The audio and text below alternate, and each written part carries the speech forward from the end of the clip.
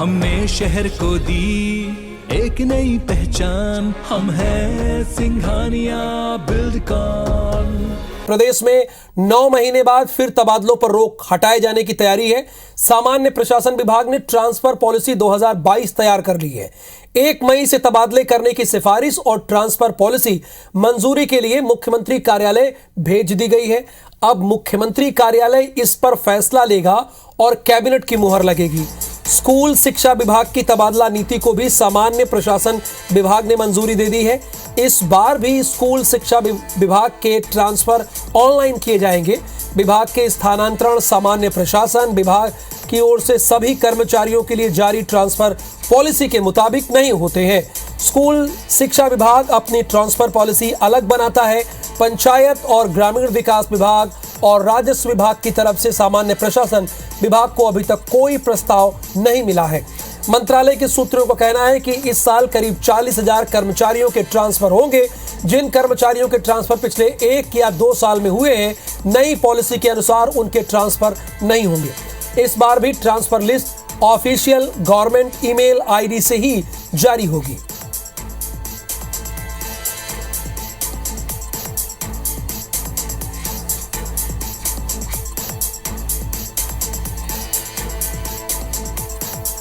तो यानी 1 मई के बाद ट्रांसफर हो सकता है। 9 महीने बाद यह प्रक्रिया शुरू होगी। इस पर विस्तार से जानते हैं अपने भोपाल के संवाददाता विवेक पटैया से। विवेक, नो डाउट ये बहुत लोगों के लिए बहुत राहत वाली खबर है। जरा इस खबर के बारे में हमारे दर्शकों को विस्तार से बताइए आप।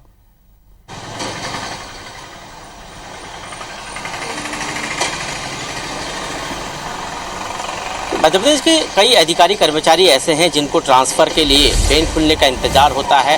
हालांकि 9 महीने बाद एक बार फिर वो घड़ी आ गई है जब ट्रांसफ़र से पेन हटेंगे और अधिकारी कर्मचारी अपनी स्वेच्छा से भी ट्रांसफ़र करवा सकते हैं और सरकार भी उनके ट्रांसफ़र जो है ऐसे अधिकारी कर्मचारी जिनको 2 साल या 3 साल से ज़्यादा एक स्थान पर हो गया उनके ट्रांसफ़र कर सकती है।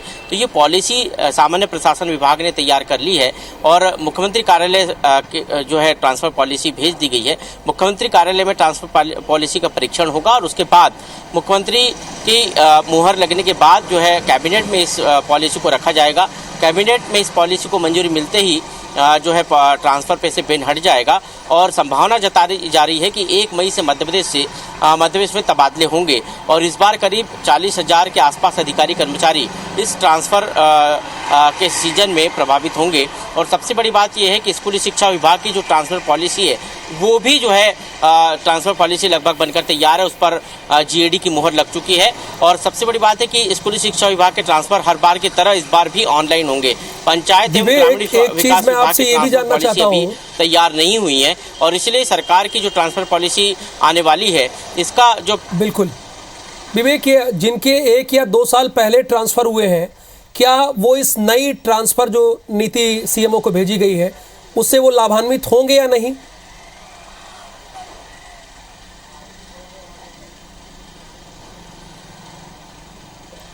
देखिए, जो प्रशासनिक स्तर पर ट्रांसफ़र होते हैं वो सरकारी व्यवस्था के तहत होते हैं। ऐसे में ऐसे अधिकारी कर्मचारी यदि कोई 1 या 2 साल में ही उनका ट्रांसफ़र हुआ है और सरकार यदि उनको हटाना चाहती है तो निश्चित तौर पर उनके ट्रांसफ़र होंगे। नहीं तो स्वेच्छा से जो है ट्रांसफ़र करवाने वाले ऐसे अधिकारी कर्मचारियों के ट्रांसफ़र नहीं होंगे क्योंकि सरकार उनको 1 या 2 साल पहले ही उस स्थान पर पदस्थ करती है और ट्रांसफ़र में एक बड़ा खर्च जो है सरकार को वहन करना पड़ता है। ऐसी स्थिति में ऐसे अधिकारी कर्मचारी जो स्वेच्छा से अपने ट्रांसफ़र कराना चाहते हैं, जिनका 1 या 2 साल पहले ट्रांसफ़र हुआ था, उनके ट्रांसफ़र नहीं होंगे। बाकी सभी कर्मचारी अधिकारियों के ट्रांसफ़र तय व्यवस्था के तहत होंगे और 40% से ज़्यादा भी जो है ट्रांसफ़र नहीं होंगी। ये भी एक बाउंडेशन है।